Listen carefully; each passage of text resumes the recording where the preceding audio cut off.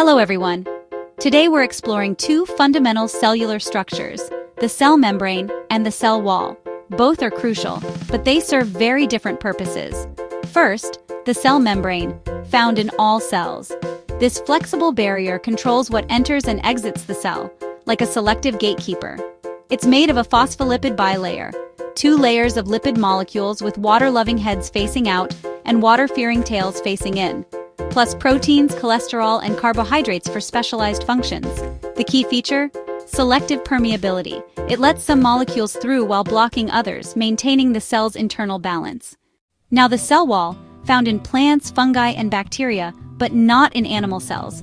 It's a rigid structural layer outside the cell membrane. Made primarily of cellulose in plants, it provides support and shape. Unlike the membrane, it's fully permeable. It doesn't control molecular transport.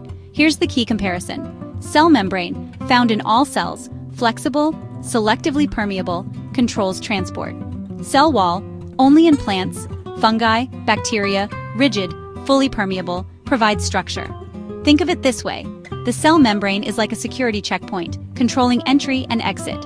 The cell wall is like armor, providing strength and protection. In summary, cell membrane equals control and communication. Cell wall equals support and protection. Both essential, but serving completely different cellular needs.